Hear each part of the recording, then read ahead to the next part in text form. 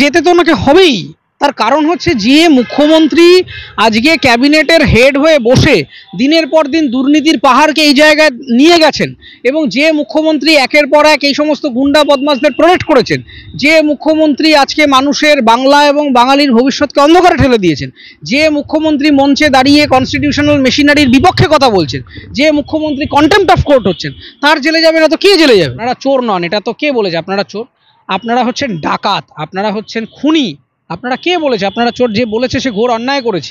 আপনারা তো চুরি করেননি, আপনারা সমাজটাকে হত্যা করেছেন, আপনারা মানুষের থেকে হাজার হাজার কোটি টাকা নিয়ে ডাকাতি করেছেন। চোর কখনো চোরের বাড়িতে, এই যে চোরের আমাদের এই যে বাড়িতে চোর চুরি হয়, কোনো চোরের বাড়িতে যান না। কারা চোর হয়? চোর হয় হচ্ছে আর্থসামাজিকভাবে পিছিয়ে পড়া মানুষ, যারা দিন আনি দিন খাওয়ার মতো টাকা রোজগার করতে পারেন না, সেইটুকুও শিক্ষা বা সামাজিক অবস্থা যাদের নেই, তারা চুরি করেন। তো তাদের বাড়িতে গেলে আপনারা বুঝতে পারবেন যে চোর আসলে কারা। তাদের দুবেলা পেটে খাবার জোটে না বলেই তারা চুরি করেন। আর এনারা চোর নন, এনারা হচ্ছে ডাকাত, এনারা হচ্ছে ক্রিমিনালস, এনারা হচ্ছে খুনি, সমাজকে হত্যা করেছেন, মেয়েদের গায়ে হাত তুলেছেন, এনারা মেয়েদেরকে ধর্ষণ করেছেন, মেয়েদের ধর্ষণকে ছোট ঘটনা, লাভ অ্যাফেয়ার্স বলে মেয়েদের সম্মানহানি করেছেন। এনারা চোর নন, এনারা চোরের থেকে অনেক বড় মাপের ক্রিমিনাল। তো ক্রিমিনালকে ক্রিমিনাল বলুন, যারা চোর বলছেন এতে চোরদের অপমান হচ্ছে বলে আমি মনে করি। চোররা অনেক নিরীহ সাধারণ মানুষ, যারা অভাবে পড়ে চুরি করেন। এনারা অভাবে চুরি করছেন না, এনারা স্বভাবে চুরি করছেন, তাই চুরি বলবেন না, এদেরকে বলুন ধান্দাবাজ, ডাকাত এবং সমাজের পক্ষে ক্ষতিকারক একদল প্রাণী। যে আপনি আইদার পদত্যাগ করুন, অথবা দয়া করে 2026 আর নতুন করে মুখ্যমন্ত্রীর জন্য দাঁড়াবেন না, আপনি নেক্সট জেনারেশন কাউকে ছেড়ে দিন। চাকরি যদি কেউ খেয়ে থাকে সত্যি, তার নাম হচ্ছে honourable chief minister Mamata Banerjee, কারণ তিনি সোললি দায়ী। আমি মনে করি যে একজন মুখ্যমন্ত্রী হিসেবে তিনি সর্বৈবভাবে ফেল করেছেন। তিনি এখন বলছেন আমি কিছু জানি না, ইত্যাদি করতাম না, তাহলে উনি তো এসএসসির বয়ানকেই অস্বীকার করছেন। কাকে দিয়েছেন চাকরি? চাকরি দিয়েছেন ওই ঘুষ খেয়ে চাকরি দিয়েছেন, ওই চাকরির দরকার নেই। তো আমরা নাগরিকরা বলছি না যে ওই রকম চাকরির আমাদের প্রয়োজন আছে, আমরা বলছি যোগ্যতা অনুসারে ট্রান্সপারেন্ট পদ্ধতিতে পরীক্ষা হবে, বিভিন্ন যা সরকারি পোস্টে ভ্যাকেন্সি আছে সেগুলো ফিল আপ করুন, নৈতিকভাবে কাগজ কলমে সততার সাথে চাকরি দিন। চাকরি দিয়েছেন তো 5-6 হাজার লোককে চাকরি দিয়েছেন, কিভাবে? ঘুষ খেয়ে চাকরি দিয়েছে। এই চাকরির কথা আমরা কেউ ডিমান্ড করছি না, এবং কে দেহত্যাগ করবে, কে পৃথিবী ত্যাগ করবে সে আমি জানি না, কিন্তু আমার মনে হচ্ছে যে নবান্ন এবার ত্যাগ করতে হবে মমতা বন্দ্যোপাধ্যায়কে। তার কারণ নবান্ন চালনা করবার মতো লিডারশিপ স্কিল ফেল হয়েছে, এবং এই মুহূর্তে তার নবান্ন ত্যাগ করা উচিত। সুপ্রিম কোর্টে 5 মিনিটে স্টে হবে। কল্যাণ গঙ্গোপাধ্যায় নিজে একজন আইনজীবী, এবং যে সে আইনজীবী নয়, দীর্ঘদিন ধরে ওকালতি করছেন হাইকোর্টের মতো জায়গায়। সেখানে তিনি একটা রাজনৈতিক দলের পদলেহন করতে গিয়ে নিজের আইনজীবী হিসাবে তার যা এথিক্স এবং কোড অফ কন্ডাক্ট থাকা উচিত ছিল সেই সব না করে তিনি এরকম অবান্তর কথা কেন বলেছেন আমি জানি না, এটা ওনার বলা উচিত হয়নি বলেই আমার মনে হয়। কিন্তু মানুষের কাছে এমন একটা ধারণা সেট করে দিয়েছেন ওনারা যে এতদিন ছিল হচ্ছে ইডি, সিবিআই, কেন্দ্রীয় এজেন্সি, এরা কেউ কিছু পারে না, সব ফালতু, ওনারা সব কিছু পারে। এখন আনফর্চুনেটলি এটাও বলে দিচ্ছে যে কলকাতা হাইকোর্টও কেউ কিছু জানে না, সুপ্রিম কোর্টে চলে যাব, সব ওভারটার্ন হয়ে যাবে। কিন্তু আমি অত্যন্ত গর্বিত যে সুপ্রিম কোর্ট যে অর্ডার বহাল রেখেছেন, তারা শুধু একটা জিনিসেই স্টে দিয়েছেন, সেটাও তারা ভুলভাবে তৃণমূলের লোকেরা বোঝাচ্ছে। তারা শুধু বলেছেন যে সিবিআই অর্ডারটা স্থগিতাদেশ, কিন্তু তৃণমূলের পক্ষ থেকে বলে দেওয়া হচ্ছে যে না, ওই চাকরি বাতিলের অর্ডারটা স্টে করে দেওয়া হয়েছে। মানুষকে ভুল বোঝানোয় একেবারে সিদ্ধহস্ত হয়ে গেছে এই শাসক দল, যেটা অত্যন্ত একটা দুঃখজনক, হতাশাজনক আমার কাছে। সুপ্রিম কোর্ট পরিষ্কার বলে দিয়েছে যে প্যানেল বাতিলের বিষয়ে এই মুহূর্তে তারা কোনো স্টে দেবে না। আগামী সোমবার দিন 6 তারিখে তাদের পরবর্তী শুনানি, এবং সেখানে ডিসাইডেড হবে। এই মুহূর্তে শুধু সিবিআই প্রোবটাকে তারা অন্তর্বর্তী স্থগিতাদেশ দিয়েছে, এবং এটাই হওয়া উচিত ছিল। তার কারণটা খুব সিম্পল।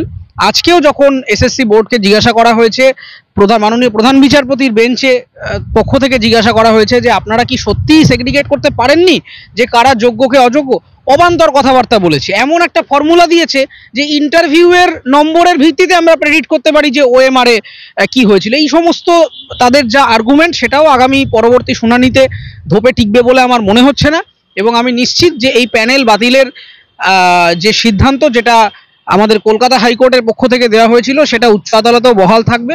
আমার শুধু যেটা খারাপ লাগছে যে তৃণমূল কংগ্রেসের এই অত্যাচার, এই অনাচার, এর জন্যে হাজার হাজার মানুষ যারা সৎ উপায়ে চাকরি করছিলেন, হাজার হাজার পরিবার, মানে এখানে শুধু একজন চাকরি গেল সেটা কিন্তু নয়, তাদের পরিবার পরিজন, তাদের সন্তান সন্ততি, এন্টায়ার একটা মানে পুরো সোশ্যাল ডিসরাপশন তৈরি হয়ে গেল এই অসভ্যতামির জন্য। বেআইনি এবার তো তাহলে বলবেন সুপ্রিম কোর্টও বেআইনি, কারণ সুপ্রিম কোর্টও বলেছেন যে না, এই মুহূর্তে আমরা প্যানেলটাকে আমরা যে স্থগিতাদেশ আমরা দিচ্ছি না এই প্যানেল ক্যান্সেলেশনকে। তাহলে কি বলবো আমরা, মাননীয় প্রধান বিচারপতি সুপ্রিম কোর্টের তিনিও বেআইনি, সুপ্রিম কোর্ট ব্যবস্থা বেআইনি, একমাত্র আইনি এবং ন্যায় নীতি সততার প্রতীক হচ্ছেন honourable chief minister Mamata Banerjee. এর জন্য দায়ী মুখ্যমন্ত্রী বলছে বিজেপি দায়ী, এর জন্য দায়ী হচ্ছে অভিষেক বন্দ্যোপাধ্যায় বলছে হাইকোর্টটাকে তুলে দেওয়া উচিত, এটা রাজনৈতিক বিচার, এটা বেআইনি রায়। মুখ্যমন্ত্রী যখন হাইকোর্টের রায়টা পেলেন তখন বললেন।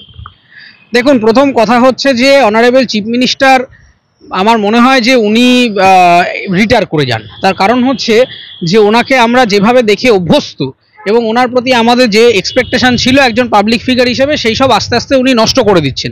সেটা স্ট্রেসের কারণে হোক অথবা বয়সের বিড়ম্বনার কারণে হোক, এই অবান্তর কথাবার্তাগুলি বলছেন এবং উনি অলরেডি কন্টেম্পট অফ কোর্ট হয়ে গেছেন। আদালতে একাধিক চিঠি জমা পড়েছে যে মুখ্যমন্ত্রীর বিরুদ্ধে কন্টেম্পট প্রসিডিং শুরু করতে হবে এবং আমার মনে হয় হাইকোর্ট খুব শিগগিরই এটা করবেন। একজন মুখ্যমন্ত্রী হিসেবে একটা জুডিশিয়ারিকে বলছে এই রায় মানে বেআইনি নাকি, এইটা মানে কোনো কথা? এটা তো হতে পারে না। আর প্রথম কথাটা হচ্ছে যে বিজেপি যদি চক্রান্ত করে থাকে, আমার প্রশ্নটা খুব সিম্পল, সেটা হচ্ছে যে এসএসসি ডিপার্টমেন্টটা রাজ্য সরকারের ডিপার্টমেন্ট, এটা তো বিজেপির শাসন এখানে চলছে না, বাংলায় মমতা বন্দ্যোপাধ্যায়ের শাসন চলছে। তাহলে এসএসসি যদি কোনো দুর্নীতি করে থাকে তাহলে মমতা বন্দ্যোপাধ্যায়ের নেতৃত্বে সরকার সেটা করছে। সুপার নিউমেরি পোস্ট যেগুলো তৈরি করা হয়েছিল সেটা মমতা বন্দ্যোপাধ্যায়ের ক্যাবিনেট রেকমেন্ডেড পোস্ট, এখানে বিজেপি সিপিএম এরা কোথা থেকে আসছে? ফলে মানুষকে ভুল বোঝানোর চেষ্টা করছে। এখানে কোনো বিরোধী দলের কোনো এখানে গল্পই নেই। আমাকে পদত্যাগ করতে বললে আপনারা আগে দেহত্যাগ করুন, মুখ্যমন্ত্রী বলছে আমি কেন পদত্যাগ করব? দেখুন, এটা প্রাক্তন বিচারপতির সম্পর্কে বলেছেন, আমি সেটা শুনেছি। ঘটনা হচ্ছে যে ওনার আসলে ওনার কথা এখন আর গুরুত্ব দেওয়া যাচ্ছে না, তার কারণ উনি ভাষা হারিয়ে ফেলছেন। মানে যা কিছু একটা বলতে হবে বলে আজগুবি কথাবার্তা বলে এর আগে মঞ্চে উঠে খিস্তি দিচ্ছেন, তুই তুকারি করে কথা বলছেন। এটা তো একটা মুখ্যমন্ত্রীর থেকে আমরা কাম্য নয়। উনি একটা চিফ মিনিস্টার, উনি পাড়ার চায়ের আড্ডায় বসে কথা বলছেন না, উনি একটা ভোটের প্রচারে বলছেন বা অ্যাডমিনিস্ট্রেটিভ মিটিংয়ে বলছেন, সেখানে 2 অক্ষর 4 অক্ষরে গালাগালি দিয়ে কথা বলছেন। এটা চিফ মিনিস্টারের থেকে কাম্য নয়। উনি একটা সোশ্যাল প্রোগ্রেশনের কথা বলা উচিত। উনি সমাজের প্রতিনিধি, উনি পশ্চিমবঙ্গের spokesperson, official spokesperson. OMR সিটগুলোকে নষ্ট করে দিয়েছেন, প্রধান বিচারপতিও আজকে অবাক হয়ে গেছে, বলছে ওএমআর সিটগুলো নষ্ট হয়ে গেছে, হাইকোর্টের হাতে কিছু ছিল না তাই বাতিল করতে বাধ্য হয়েছে। দেখুন, প্রধান বিচারপতি অবাক হচ্ছেন, তার কারণ এটা সত্যিই জুডিশিয়ারির কাছে একটা আশ্চর্যের ব্যাপার যে একটা স্টেটের করাপশন এতটা গভীর হতে পারে, এটা কেউ কামনা করে না যে স্টেট ডিপার্টমেন্ট ওএমআর শিটের মতো গুরুত্বপূর্ণ জিনিস নষ্ট করে দিচ্ছে। প্রধান বিচারপতি অবাক হয়েছেন, কিন্তু আমি অবাক হচ্ছি না। তার কারণ এর আগে চিটফান্ড মামলায় আমরা দেখেছি যে কিভাবে রাজ্য সরকারের যে বলেন না যে কেন সব ব্যাপারে কেন্দ্রীয় এজেন্সিকে ডাকছেন, কেন সুপ্রিম কোর্টে ছুটে যাচ্ছেন। আমার বক্তব্যটা তো সিম্পল, চিটফান্ড মামলায় সিবিআই ইনভেস্টিগেশনের আগে এসআইটি তৈরি হয়েছিল রাজ্য সরকারের নেতৃত্বে। রাজ্য সরকার কি করেছে? বিভিন্ন চিটফান্ড কোম্পানিগুলির দপ্তরে যখন তারা ইনভেস্টিগেট করতে যেত, ইলেকট্রনিক এভিডেন্স নষ্ট করেছে, হার্ড ডিস্ক করাপ্ট করেছে, কম্পিউটার নষ্ট করে দিয়েছে, সেই তথ্য পাওয়া যায়নি বলে চিটফান্ড মামলাটা ঘেঁটে ঘ হয়ে গেছে। ফলে রাজ্য সরকারি প্রশাসনের অপারেশনের পদ্ধতি হচ্ছে তথ্য লোপাট করে দুর্নীতিটাকে কিভাবে আরো এন্ডোর্স করা যায় সেই ব্যাপারে দেখা। তারা যদি সততার প্রতীক হতেন এবং রাজ্য সরকারি পুলিশ যদি সত্যি সঠিক লিডারশিপের পরিচয় দিত, আমাদের দরকার নেই তো কেন্দ্রীয় এজেন্সি। কেন সরকারি ট্যাক্সের পয়সা কেন্দ্রীয় এজেন্সি? কোনো দুর্নীতিগ্রস্ত করাপ্টেড লোকের হয়ে দালালি করবার জন্য সুপ্রিম কোর্ট নয়। সুপ্রিম কোর্ট ভারতবর্ষের judicial body, highest judicial body. তাদের কাজ সংবিধানকে রক্ষা করা এবং যাবতীয় লিগাল ফ্রেমওয়ার্ক যাতে সঠিকভাবে চলে, কনস্টিটিউশনাল মেকানিজম যাতে সঠিকভাবে চলে গোটা ভারতবর্ষে, সেই কাঠামোটাকে ধরে রাখাটা সুপ্রিম কোর্টের কাজ। এখানে কারোর হয়ে কথা বলার জন্য সুপ্রিম কোর্ট তৈরি হয়নি। উত্তেজিত হচ্ছে না, উত্তেজিত তারাই হচ্ছেন যারা অনিশ্চয়তার অন্ধকারে ঢুকে গেলেন। আমার খুবই খারাপ লাগছে যে 25-26 হাজার মানুষের জীবন অনিশ্চিত ভবিষ্যতে অন্ধকারের মধ্যে ঠেলে দিলেন এই তৃণমূল কংগ্রেসের নেতৃত্বে আজকে পশ্চিমবঙ্গ সরকার। এটা অত্যন্ত হতাশাজনক। কত মানুষ, কত পরিবার তারা জানেন না যে আগামী মাসে তাদের মায়না ঢুকবে কিনা, তারা কিভাবে জীবনযাপন করবেন, তারা কিভাবে কি খাবেন, কি পরবেন। মানে একটা বিভৎস একটা সোশ্যাল ডিসরাপশন। এই দায়বদ্ধতা কল্যাণ গঙ্গোপাধ্যায় নেবেন কি? একজন কল্যাণ বন্দ্যোপাধ্যায় কি নেবেন? তিনি যদি না নেন তাহলে এই সমস্ত বিষয়ে অবান্তর কথা উনি বলবেন না। তার কারণ অনেক রকম ডকুমেন্টস দিচ্ছেন। এর আগে শেখ শাহজাহানকে প্রমোট করার চেষ্টা করেছিলেন, সেখানেও ঝাড় খেয়েছেন। এখন আবার এই সন্দেশখালী নিয়ে এই এসএসসি দুর্নীতি নিয়ে বলতে গেছেন। পরিষ্কার ব্যাপারটা হচ্ছে দুর্নীতির পক্ষে কোনো যুক্তি হতে পারে না। ওনারা যেটা এখন করবেন বা করতে চাইছেন সেটা হচ্ছে নানা রকমভাবে মামলাটাকে ঘেঁটে দিয়ে মানে সুপ্রিম কোর্টকে একটা ভুল পথে চালনা করবার চেষ্টা করবেন। কিন্তু আমি বিচারপতিদের ওপরে আস্থা রাখি, আমার সুপ্রিম কোর্টের মেশিনারির ওপরে সম্পূর্ণ আস্থা আছে যে এইসব কল্যাণবাবুর আজগুবি কথাবার্তা, এই বাজে যুক্তি, তিনি যতই কাগজ দিন যাই দিন, তিনি যাই কাগজ দেবেন সেটা করাপ্টেড কাগজ হবে, সেটা ভুল কাগজ হবে, সেটা দুর্নীতিগ্রস্ত করাপ্টেড গভর্নমেন্টকে প্রোটেক্ট করার কাগজ হবে এবং সেই আর্গুমেন্ট টিকবে না। আমরা এক্সপেক্ট করিনি যে লড়াকু মমতা ব্যানার্জি বাংলাকে একটা নতুন দিশা দেখাবেন বলে এসেছিলেন, তিনি আজকে এইরকম একটা মুখোশ পড়েছিলেন, আমাদেরকে ভুল বুঝিয়েছেন। আমরা সেই মুখোশটাকে বিশ্বাস করে ফেলেছিলাম, কিন্তু জেলে ওনাকে যেতেই হবে। যদি সঠিকভাবে কোনো রকমভাবে ভুল পথে আবার চালিত না হয় বিচার ব্যবস্থা, তাহলে আমি নিশ্চিত যে মমতা বন্দ্যোপাধ্যায়কে গ্রেফতার হতে হবে, দরকার পড়লে পদত্যাগ করতে হবে ইমিডিয়েটলি, এবং সেটা হওয়াটাই কাম্য। আর উনি যে এই যে যাদের পক্ষে কথা বলছেন না, যে আমি এই চোর ছাচরদের সাথে আছি, যেসব বলছেন সেটা বলছেন নিজের স্বার্থে। তার কারণ উনি জানেন যে মানুষ ওনাকে এবার ঘেরাও করবে। তার কারণ উনি মানুষের থেকে ঘুষ, মানে ওনার গভর্নমেন্ট মানুষের থেকে ঘুষ নিয়েছে, ঘুষ নিয়ে চাকরি দিয়েছে। এখন কোর্টের অর্ডারের জন্য তার দেখুন ঘুষের টাকাও গেল, চাকরিও চলে গেল। আবার কোর্টের অর্ডারে বলা হচ্ছে যে এতদিন ধরে যে আপনারা মায়না নিয়েছেন সেগুলো সুদ সহ ফেরত দিন।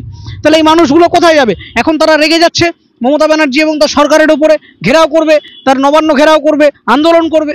সেখান থেকে পালিয়ে বাঁচার জন্য উনি বলছেন যে আমি তোমাদের সাথে আছি। নাহলে সুস্থ সবল সাধারণ কোনো মানুষ কখনো বলতে পারেন না যে আমি করাপ্টেড মানুষদের পাশে দাঁড়াবো। তুলে দিয়ে উনি ওনার পার্টি অফিসে করবেন, পার্টি অফিসে কোর্ট তৈরি করবেন, উনি বিচারপতি হয়ে বসুন, আমার কোনো অসুবিধা নেই। সবকিছু তুলে দেবো, সবকিছু ভাগিয়ে দেবো। তাহলে আপনারা কি করবেন? তাহলে তো রাজতন্ত্র শুরু হয়ে যাবে আমাদের এখানে। তো তাহলে রাজা সেই আগেকার দিনের মতো, মানে ফেডারেল স্ট্রাকচার, কনস্টিটিউশনকে অস্বীকার করতে হয়। দেখুন, আমি বুঝতে পারি না অভিষেক বন্দ্যোপাধ্যায় এতদিন ধরে রাজনীতি করছেন, দীর্ঘদিন ধরে বারবার আজগুবি কথা বলে কনস্টিটিউশনাল ফেডারেল স্ট্রাকচারের বিপক্ষে কথা বলেন। এর আগে একবার বলেছিলেন মঞ্চে উঠে যে আপনারা যদি বিরোধী কোনো শক্তিকে ভোট দেন, যে কেন্দ্রীয় সরকারে যদি বিজেপি আসে তাকে যদি ভোট দেন, তাহলে রাস্তাঘাট এসবের গ্যারান্টি ওদের থেকে বুঝে নেবেন, আমরা কেন কিছু করবো না, কোনো কিছুর দায়িত্ব নেব না। জানেই না যে স্টেট লিস্টের আন্ডারে কি কি পরিষেবা আছে, কনকারেন্ট লিস্টের আন্ডারে কি কি পরিষেবা আছে, ইউনিয়ন লিস্টের আন্ডারে কি কি পরিষেবা আছে। তার কারণটা হচ্ছে এনারা রাজনীতি করতে চলে এসেছেন, ক্ষমতা এবং অর্থের গদিতে বসে আছেন এবং সেখান থেকে ভারতবর্ষটাকে বা পশ্চিমবঙ্গটাকে দেখছেন। কিন্তু আলটিমেটলি ভারতবর্ষের সংবিধান, ভারতবর্ষের ইতিহাস, ভারতবর্ষের ফেডারেল স্ট্রাকচার এবং পশ্চিমবঙ্গের সমাজ, সভ্যতা, সংস্কৃতি সম্পর্কে কোনো আইডিয়া নেই। সেই জন্য একটা অবান্তর কথা বললেন যে কোর্টটাকে তুলে দিন। মানে কত বড় বোকামি! আমি জানি না যে আজকে অভিষেক বন্দ্যোপাধ্যায়কে আপনারা প্রজেক্ট করছেন যে বাংলার আগামী দিনের মুখ। অনেকে তৃণমূল বিশ্বাস করে যে তিনি আগামী দিনের নাকি মুখ্যমন্ত্রী। তাহলে তিনি কথা বলবার আগে 4-5 বার ভাববেন না? তিনি কোনো কিছু বয়ান দেওয়ার আগে তিনি ভাববেন না? তিনি বলে দেবেন ফেডারেল স্ট্রাকচারের বিরুদ্ধে অসাংবিধানিক কথাবার্তা বলছেন। আজকে কখনো বলছেন কোর্টকে তুলে দেওয়া উচিত, কখনো বলছেন যে স্টেট লিস্টের আন্ডারে যা যা কাজ আছে। দেখুন, অভিষেক বন্দ্যোপাধ্যায়কে আমি অনুরোধ করব যে আপনি আগে এটা বিশ্বাস করুন, বা আপনি আগে এটা বোঝার চেষ্টা করুন যে আপনারা যারা আসছেন রাজনীতিতে বা যারা আগামী দিনে আসবেন, আপনারা কেউ ভগবান নন, আপনারা পাবলিক সার্ভেন্ট। মানুষের ট্যাক্সের পয়সায় এই মন্ত্রী, আমলা, এই পোস্টগুলো তৈরি হয়েছে। ফলে আপনি আসুন, মমতা ব্যানার্জি আসুন, অথবা XYZ যেই আসুন, আপনারা যেভাবে ভাবছেন যে আমি একটা দাদা, আমি একটা হিরো, আমি যা ডিসাইড করব তাই হবে, আমি যা বলবো তাই হবে, পৃথিবীর আর কোনো মানুষজনের কোনো ভূমিকা নেই, এটা দয়া করে ভাববেন না, এটা মাথা থেকে ঝেড়ে ফেলে দিন। দেখুন, মানে আমি বাংলা ভাষার হিসেবে আমি সম্মানের সাথে কর্মচারী বলছি। তার কারণ একটা মিনিমাম রেসপেক্ট। আমার নাম মমতা ব্যানার্জি নয়, অভিষেক ব্যানার্জি নয়। আমি কাউকে মানে কারোর পজিশনকে অশ্রদ্ধা করে কথা বলি না। আমি with all due respect public servant, মানে জনতার কর্মচারী। জনগণের ট্যাক্সের পয়সায় তাদের গাড়ি, তাদের মাইনে, তারা এই যে সিকিউরিটি দেখাচ্ছেন, এইসব দেখাচ্ছেন, হেলিকপ্টারে চড়ে ঘুরছেন, এত বড় কনভয় নিয়ে যাচ্ছেন, এটা টাকাটা কোথা থেকে আসছে? টাকাটা আসছে হচ্ছে রাজস্ব থেকে। রাজস্ব টাকা কি করে, মানে গজিয়ে ওঠে হঠাৎ করে? তা নয়। এই যে মানুষজন আমরা যা যা কাজকর্ম করছি, এখান থেকে যে কর দিচ্ছি বা যে জিডিপি থেকে একটা অংশ, সেইটা চলে যাচ্ছে হচ্ছে ট্যাক্স হিসেবে রাজস্বের সেই ভাড়ারে। সেই রাজস্ব থেকেই কিন্তু এই এত যে দাদাগিরি এনারা করছেন সেগুলো হচ্ছে। ফলে প্লিজ কাল থেকে যখন আপনারা মঞ্চে উঠবেন, এটা মাথায় নিয়ে উঠুন যে আপনারা রাজা নন, আপনারা হিরো নন, আপনারা ভগবান নন, আপনারা জনগণের কর্মচারী, ফলে জনগণের হয়ে কাজ করতে আপনারা দায়বদ্ধ। আপনাকে ভোট দেওয়া হোক বা বিজেপিকে ভোট দেওয়া হোক বা কংগ্রেসকে বা সিপিএমকে ভোট দেওয়া হোক, আপনি কথা বলতে পারেন না যে সেন্টারে যদি অন্য কোনো পার্টি আসে আমি তাহলে কাজ করব না। তাহলে আপনি কনস্টিটিউশনাল মেকানিজমের বিপক্ষে কথা বলছেন। আপনি বলতে পারেন না বিচার ব্যবস্থা তুলে দেওয়া হোক। আপনার কাছে গণতান্ত্রিক অস্ত্র আছে, আপনি এসএলপি ফাইল করেছেন, আপনি যে কোনো কিছু রিভিউ করতেই পারেন, সেটা আপনার গণতান্ত্রিক অধিকার। কিন্তু আপনি কথা কখনো বলতে পারেন না যে একটা বিচার সেটা সেটা বেআইনি কিংবা কোর্ট তুলে দেওয়া হোক। আজকে কলকাতা হাইকোর্ট ভারতবর্ষের অন্যতম পুরনো কোর্ট। এই কলকাতা হাইকোর্ট একটা ঐতিহ্যশালী বাড়ি, সেই ঐতিহ্যশালী বাড়িকে অশ্রদ্ধা করছেন রাজনীতি করতে এসে। এই জিনিসপত্রগুলো আমার কাছে অত্যন্ত লজ্জার, এবং আমি অনুরোধ করব একজন নাগরিক হিসেবে, অভিষেক বন্দ্যোপাধ্যায়, আপনি হয়তো বাংলার আগামী দিনের মুখ্যমন্ত্রী বা আগামী দিনের জননেতা, দয়া করে মাথা থেকে এই ধারণাটা ফেলে দিন যে আপনি ভগবান, আপনি দেবদূত, আপনি যুবরাজ। আপনার দল আপনাকে কিভাবে প্রজেক্ট করে সেটা অন্য ব্যাপার, কিন্তু আপনি একজন মেম্বার অফ পার্লামেন্ট হন বা আগামী দিনের বাংলার লিডার হন, আপনি কিন্তু জনগণের কর্মচারী। তাই দয়া করে মানুষের হয়ে কথা বলুন, ভারতবর্ষের সংবিধানটাকে মেনে কথা বলুন। অসাংবিধানিক অনৈতিক কথা বলে নিজের সম্মান নষ্ট করবেন না এবং দেশকে ডোবাবেন না।